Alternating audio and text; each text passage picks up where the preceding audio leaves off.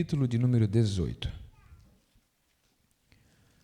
Lucas, capítulo de número 18.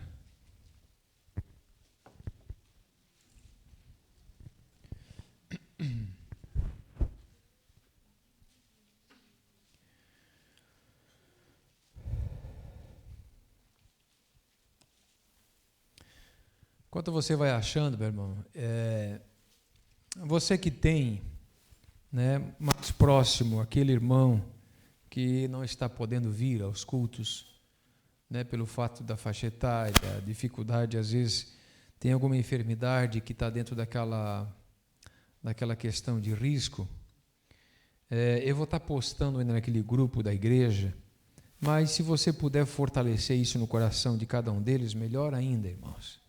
Então, assim, infelizmente, o decreto, ele foi até o dia 31, agora, domingo, que passou, e ele ainda continua.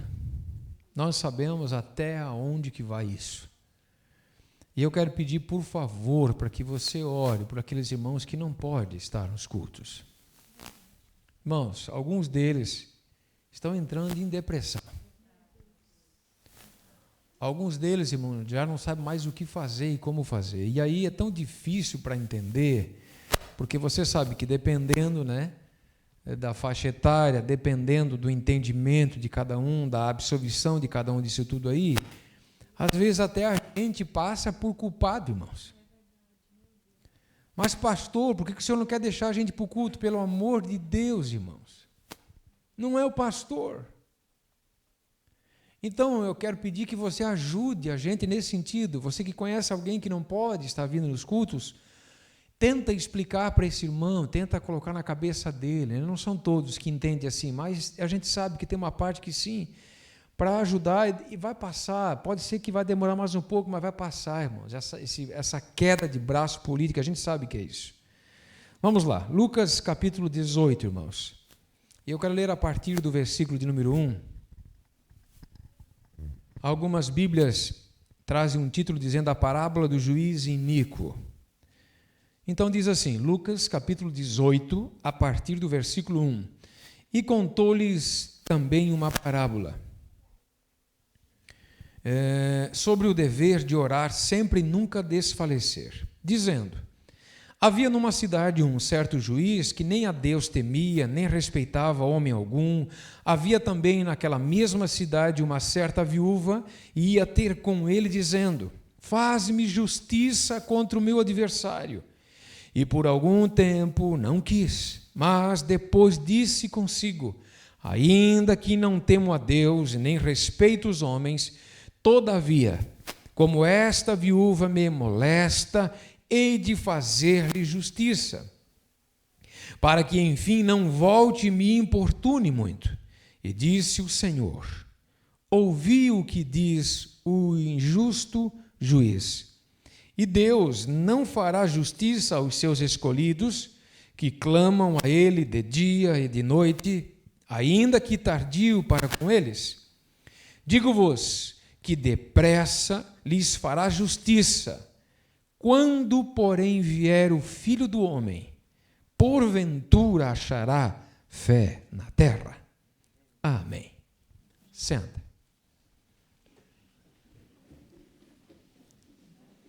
Queridos irmãos, essa parábola da qual Jesus cita, com base em alguns personagens aqui, como uma mulher viúva e um juiz que era iníquo, ou seja, um juiz que era injusto, que não se importava com aqueles que estavam precisando da sua ajuda no sentido de um julgamento.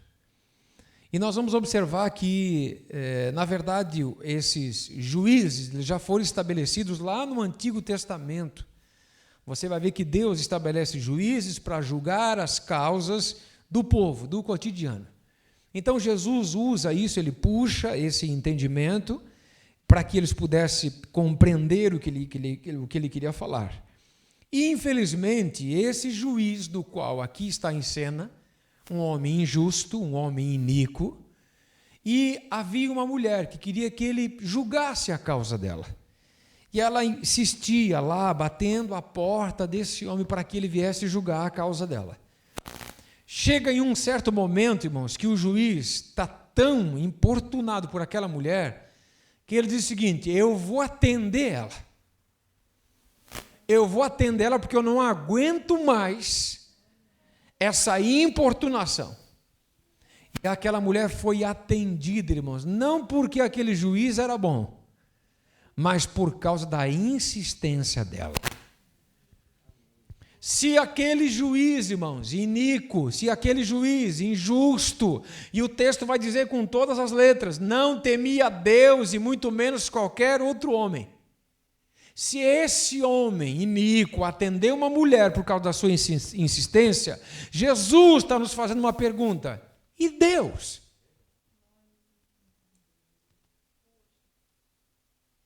Ele vai nos atender sim. Algumas pessoas, até na interpretação errônea dessa palavra, querem fazer uma comparação, o juiz aqui representando Deus. Não, irmãos, Deus não é iníquo. Deus não é injusto. Se um homem injusto respondeu pela persistência, muito mais, o nosso Deus Todo-Poderoso pode nos ouvir, amados. E é nesse sentido que nessa noite eu quero vos pregar a respeito de orar sempre, porque essa é a ideia. Orar sempre, não desvanecer, não desanimar, irmãos, mas com persistência, com insistência, com permanência aos pés do Senhor. E talvez, irmãos, o que está faltando para as nossas vidas é mais oração. O que está faltando para as nossas vidas, irmãos, é chegar mais perto do Senhor, através da oração. E precisamos, irmãos, eu quero pontuar aqui 7 questões, se eu conseguir. Orar sempre. Orando, irmãos, também sempre nas provações. Sim, irmãos, nas provações. E quando eu vou para a Bíblia, lá no livro de Atos dos Apóstolos, lá no capítulo 16, o versículo 25, que vai pegar o eixo da coisa ali, nós vamos ver que Paulo e Silas, eles estão entrando numa cidade chamada Filipo. E nessa cidade eles encontram uma mulher, junto com a sua família, chamada Lídia, essa mulher. Eles começam a conversar com ela, começam a falar do Evangelho. Essa mulher aceita Jesus e foi uma bênção, foi uma felicidade total. Paulo sai junto com Silas na cidade para pregar o Evangelho, e ali tem uma moça usada por um espírito de engano, o texto vai dizer, que estava até inclusive profetizando a respeito de Paulo e Silas. Eis aí homens de Deus que estão falando coisas boas. O que ela falava era coisa boa, mas era por um espírito maligno. E Paulo começou a perceber aquilo ali, começou a perturbar-se no seu espírito, e chega um certo dia que Paulo repreende aquele espírito de adivinhação daquela moça. Os seus senhores ficaram irritadíssimos, porque eles ganhavam dinheiro com ela. Então entregam Paulo e Silas ao sinédrio. Dão uma surra neles, irmãos, e o texto vai dizer que eles apanharam de vara, que era uma espécie de uma sentença romana. Os judeus batiam, o sinédrio judaico batia com chicote. Romanos com a vara, irmãos. Lanharam eles, tiravam as roupas do corpo e varada. Colocaram eles, a Bíblia diz, na prisão interior, onde era mais frio, onde era mais úmido, onde era mais difícil. E lá Paulo e Silas amarrados. A Bíblia diz que eles começaram a orar. Orar e cantar numa provação da qual eles estavam, irmãos, tem que ser de Deus. E eu quero que você perceba uma coisa. Paulo e Silas, a Bíblia diz que era por volta da meia-noite. Paulo e Silas começaram a cantar amarrados ali, daquele jeito, e nós vamos observar que os alicerces da prisão começaram a estremecer. As portas da cadeia começaram a se abrir, os ferrolhos, irmãos, não suportaram e abriram. Paulo e Silas, escute bem, irmãos, na provação da qual eles estavam vivendo, eles não cantaram para abrir as portas da cadeia. Não. Eles cantaram ao Senhor vivendo a provação, irmãos, não para abrir as portas. Mas olha o segredo: quem canta, quem ora ao Senhor, na provação, a porta se abre.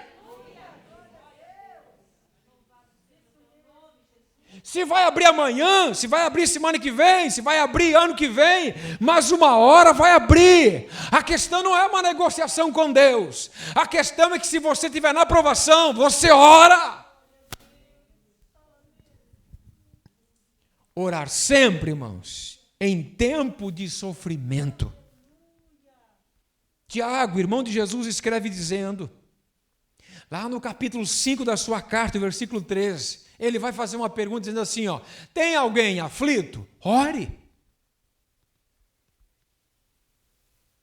Então nós precisamos entender, irmãos, que dentro de uma alma aflita, meu irmão, dividir, irmãos, com alguém essa aflição, ajudar alguém na aflição da qual ela está vivendo, faz muito bem. Você ajudar em oração alguém que está aflito, faz muito bem para essa pessoa, irmãos. Por isso que devemos orar sempre também em tempo de sofrimento, em tempo de aflição, irmãos, de alguém que está perto de você. Irmãos, muitas das vezes eu sei que aqui muitos têm experiências, da qual eu vou falar agora, de você estar orando por alguém e você sentir a dor dela na oração, de você sentir a aflição dela na oração, de você sentir o afogamento dela de angústia na oração, meus irmãos, de você não suportar a tal ponto de você chorar junto com ela. Mas o que é isso? Isso é orar em tempo de sofrimento pelo outro. Orar sempre. Isso é empatia, irmãos, você sentir o sofrimento do outro também. Orar sempre, irmãos, em perigos eminentes. A Bíblia diz lá no livro de Mateus, capítulo de número 14, versículo 13, a Bíblia, 30, versículo 30, a Bíblia vai dizer que os discípulos estavam no barco, estavam pescando, isso era ali mais ou menos 4 horas da manhã. E eles estavam ali pescando, não conseguiram pegar nada, e de repente Jesus vem se aproximando deles, andando sobre a água. Eles ficaram um pouco com medo, atemorizados, achando que era um fantasma, o texto de João vai falar, mas eles estavam tranquilos a partir do momento que Jesus diz, ei, calma, sou eu. E o texto vai dizer, irmãos, que Pedro, sanguíneo, ô Senhor, se for tu, então me manda eu ir até aí. E Jesus disse, vem. Pedro desembarca, irmão, sai do barco e vai na direção de Jesus. Chega a uma certa altura. A Bíblia diz que havia algumas ondas, havia um pouco de vento. Nós não sabemos, irmãos, o texto não vai dizer se de repente uma onda daquela cobriu Jesus, cobriu Pedro, não conseguiu mais enxergar Jesus, ele tirou o foco de Jesus, nós não sabemos. Uma coisa é certa, Pedro começou a afogar. Ou Pedro começou a afundar, irmãos. E ele vacilou ali por um momento na sua fé. Só que Pedro, ainda em tempo, antes de se afogar, o que ele faz? Socorre-me, Senhor. Nós precisamos orar, irmãos, quando nós passamos por perigos eminentes. E o Senhor vai nos socorrer, ainda que a nossa fé diminua, irmãos, quase a sumir. Mas não esquece de uma coisa, Ele está contigo. Ele vai estar contigo, meu irmão. A tua fé está a 100%, a tua fé está quase terminando, talvez até terminou, mas Ele ainda continua contigo. Basta você abrir a tua boca e orar, clamar, socorro, Senhor, socorro, por favor. Ou você acha que Pedro foi assim, Senhor, se tu quiser, quem sabe, eu estou aqui. Senhor, não. A Bíblia diz que ele clamou. Orar, meu irmão, sempre em situações de desespero ao extremo. E aí, irmãos, lembramos aqui de Jonas. Lá no capítulo 2, irmãos, do livro de Jonas e o versículo 2 também. Porque quando inicia a história de Jonas, no capítulo 1, você vai ver que Deus deu uma ordem para ele. E Deus disse para Jonas, Jonas, eu quero que você vá até lá numa cidade chamada Nínive. E você vai pregar para aquela cidade. Porque eles estão vivendo em pecado, eles estão vivendo totalmente em desacordo com a minha vontade. Eu quero que tu pregue aos ninivitas. Dali onde Jonas estava, aproximadamente em Nínive, mais ou menos, dava uns 800 a 900 quilômetros. O que ele faz? Ele vai totalmente na posição contrária. Ele vai para Tarsis. Pega um navio, provavelmente no porto de Jope, e vai para Tarsis. 4.000 quilômetros. Estava escondidinho no porão do navio, tudo certo, irmãos. Até que Deus começa a chamar ele. E a Bíblia diz que o Jonas estava dormindo num sono profundo. Não estava nem aí, meu irmão. Mas o pessoal do navio, irmãos, que eram pessoas de outras religiões, tinham outros deuses, começaram a lançar sorte para ver quem é o problema aqui no navio. E deu exatamente em Jonas. Acordaram, ô seu dormente, tu não estás vendo o que está acontecendo? Então Jonas acorda e vê que tudo aquilo está virado. Eles começaram a jogar o que eles tinham no mar, irmãos, começaram a perder tudo o que eles tinham. E Jonas diz o seguinte, é eu o problema. Vocês me larguem, lance-me no mar, porque eu sou o problema disso tudo aqui. Eu estou fugindo de Deus. Então pegam Jonas e lançam no mar. Quando lançaram Jonas no mar, a tempestade acalmou na hora. Só que começa um problema maior ainda para Jonas, porque a Bíblia diz que Deus ordenou um grande peixe. E esse peixe engoliu Jonas. E Jonas foi parar no ventre desse peixe. E o texto vai dizer, lá no livro de Jonas, no capítulo 2, versículo 2, o texto vai dizer, Jonas dizendo, na minha angústia clamei ao Senhor, e Ele me respondeu. Do ventre do inferno, ele vai dizer.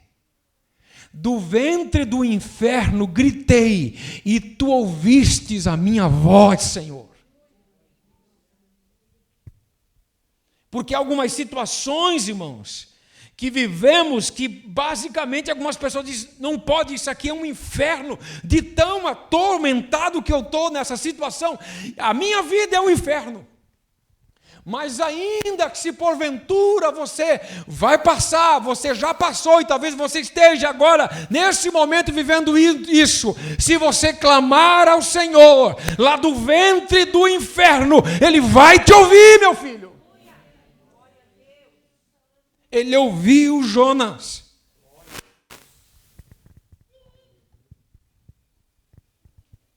Se é com a família, irmão, se é finança, se é contigo, se é crises existenciais, se é problemas espirituais, clame a Ele, Ele vai te ouvir, não importa onde você está. Eu aprendo, irmãos, a orar sempre, em todas as situações. E Paulo escreve aos Efésios, ou aos Filipenses, capítulo 4 e o versículo 6, escute só, irmãos, orar em todas as situações. Paulo diz assim, no versículo 6 do capítulo 4 de Filipenses, não estejais inquietos. Não estejais inquietos por coisa alguma, ou seja, pode ser qualquer situação. Não estejais inquietos por coisa alguma, antes, as vossas petições sejam em tudo conhecidas diante de Deus pela oração e súplicas com ação de graças. Irmãos, aqui tem um segredo. Paulo está dizendo o seguinte, ó, irmãos, vocês não ficam inquietos por qualquer coisa que acontecer, meus irmãos. Vocês não ficam perturbados, vocês não ficam insossegados por alguma coisa que vos acontecer. E aí ele vai dizer o seguinte, ó, as vossas petições, que elas sejam conhecidas diante de Deus. A pergunta é a seguinte, meu irmão, será que as tuas perturbações, será que as tuas inquietações, elas são conhecidas diante de Deus?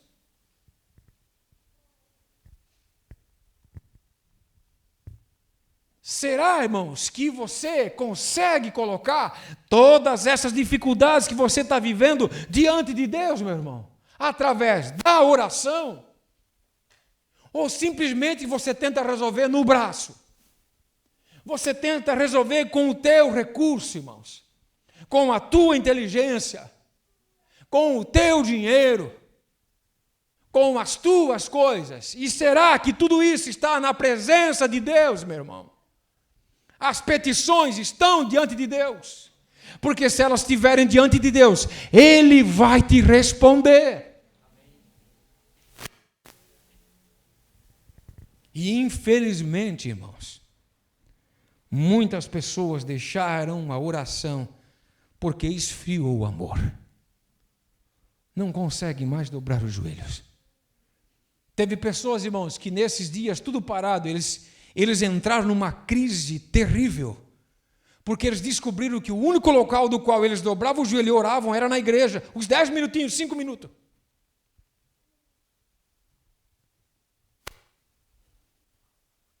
A nossa vida com Deus, ela não é só na igreja, irmãos. Aqui é uma mínima parte que acontece. A nossa vida é todo dia, irmãos, é diário, meu irmão. É do levantar ao deitar com Deus, irmãos, isso é comunhão. E infelizmente, irmãos, para algumas pessoas esfriou o primeiro amor. Algumas pessoas não creem mais na oração. Algumas pessoas não conseguem crer que através da oração Deus responde. Mas nós temos inúmeros exemplos na Bíblia Sagrada, irmãos. Quer ver só um pequeno exemplo, que é fortíssimo. Um rei chamado Ezequias, irmãos, acamado. O profeta Isaías recebe um recado de Deus e diz assim, ó, vai lá e entrega para ele um recado que ele vai morrer. O Isaías entra no palácio, vai até lá a cama do rei e diz, rei, prepara a tua vida, a tua casa, porque tu vais morrer. Ele entregou o recado, virou as costas e saiu, meu irmão. O rei ali no leito, onde ele estava, a Bíblia diz que ele só virou para a parede, irmãos, deitado na cama, só virou para a parede e disse, oh Senhor, tu conheces a minha vida, tu sabes que eu tenho andado diante de ti. E ele começa a orar a Deus, e Deus ouve a oração dele. A Bíblia diz que o profeta não saiu de dentro do pátio, irmãos, do palácio. Deus novamente vai lá em Isaías, volta para entregar uma outra mensagem a ele. O profeta volta, chega lá no leito e diz, ei, Deus ouviu a tua oração, tu não vai morrer, Ele vai te dar 15 anos a mais de vida e vai te livrar dos inimigos. Creia, a tua oração chega no céu, amado irmão. Alguns, infelizmente, perderam o amor, o primeiro amor. Alguns não creem mais. E alguns, irmãos, acostumaram a viver sem oração. Nem para comer não conseguem mais orar, alguns. Orar sempre, irmãos, pelas autoridades. E aqui, irmãos, Paulo vai deixar registrado ao jovem pastor Timóteo, no capítulo de número 2. Timóteo, capítulo 2, se você tiver aí, você pode acompanhar comigo. A partir do versículo de número 1, ele diz assim, Paulo, admoesto-te, antes de tudo que se façam deprecações, orações, intercessões e ação de graças por todos os homens, vírgula, versículo 2, pelos reis. Algumas Bíblias vão trazer pelos que governam e por todos que estão em eminência, para que tenhamos uma vida quieta, sossegada, em toda piedade e honestidade. Irmãos, olha aqui, uma coisa vai levar a outra. Quando nós oramos por aqueles que estão em posição de autoridade, e aqui, irmãos, o nosso presidente mais do que nunca precisa das nossas orações. Os irmãos que estão aqui, que são mais velhos, você que viu alguns presidentes já que ascenderam, caíram, saíram e outros vieram, eu pergunto para você, os mais velhos que aqui estão nessa casa, quando que você viu na história de um presidente assumir, irmãos, o local de cabeça da nação, e a primeira coisa que ele vai fazer é pedir para que um pastor ore na posse? Você já viu isso acontecer em algum lugar? Você já viu em algum momento da história do nosso país isso acontecer? Não, pelo contrário. Então nós precisamos orar por alguém que defende a família, irmãos, por alguém que defende os nossos filhos, por alguém que não quer, irmão, e que não quer de forma alguma que os nossos filhos sejam erotizados pela mídia. Nós precisamos, pelo amor de Deus, orar por esse homem, irmãos. A Bíblia, Paulo está dizendo para nós fazer isso. Para quê, pastor? E ele vai dar aqui a receita, para que tenhamos uma vida quieta e sossegada, irmãos. Porque se os maus assumir, escute bem, a igreja vai ser extirpada, irmãos. A igreja do Senhor Jesus, como organismo, ela não vai se acabar. Mas como organização, ela pode se acabar. Nós temos aqui, isso aqui é uma realidade, irmãos. Então precisamos orar com todas as nossas forças, irmãos, para que Deus dê graça a esse homem, para que ele não desista, porque existe uma máquina de corrupção que quer moer ele, irmãos. Não dá mais para roubar como faziam antes.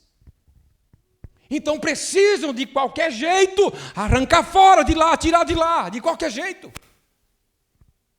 Mas existe, ele só está lá, você pode ter certeza, porque ainda existe uma igreja nesse Brasil que está orando, o remanescente está orando, irmãos, o remanescente está pedindo a Deus, clamando a Deus, para que isso aqui não vire, irmãos, um socialismo, para que isso aqui não vire um comunismo, irmãos, do inferno, aonde tudo é boiada, irmãos.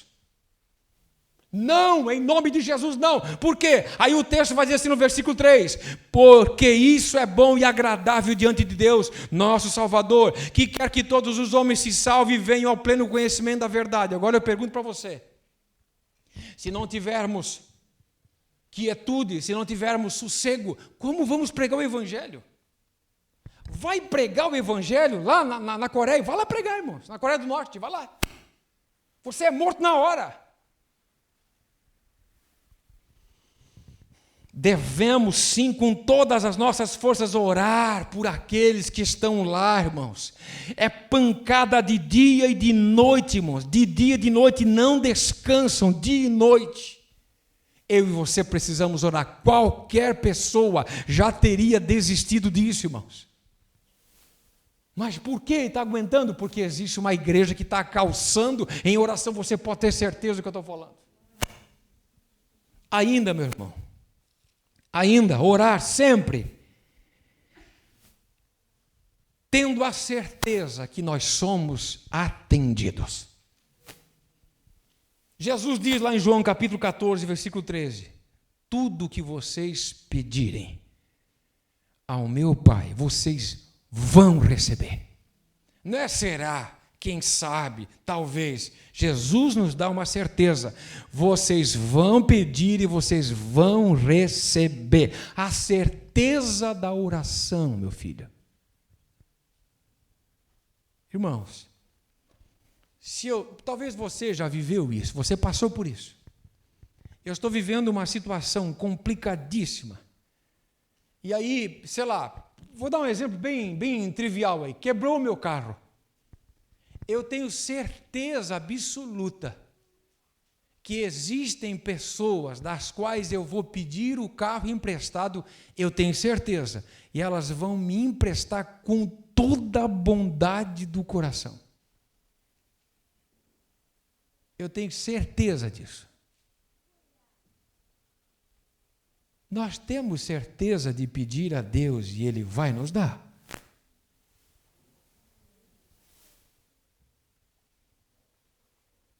Se nós pedirmos de acordo com a sua vontade, Ele vai nos dar.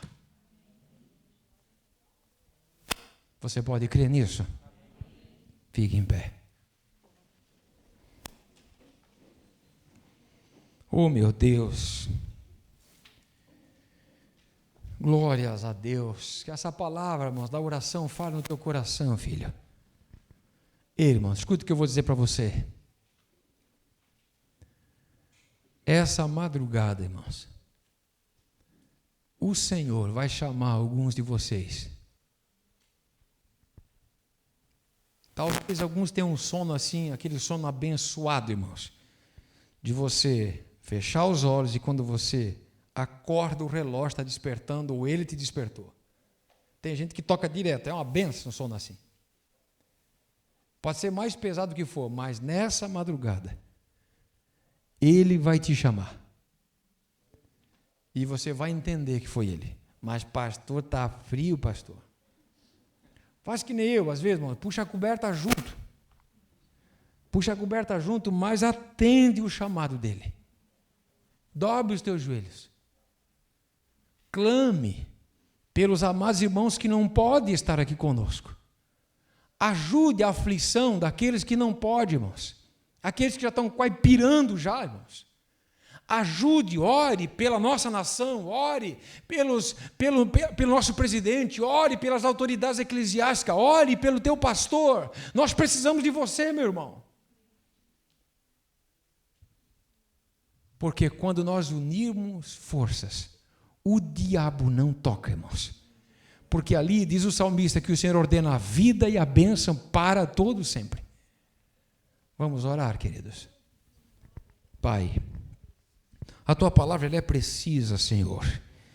A Tua palavra ela é um bisturi, Senhor, que vem na nossa alma, cortando, ó Pai, de uma forma maestral, porque Tu és o mestre dos mestres.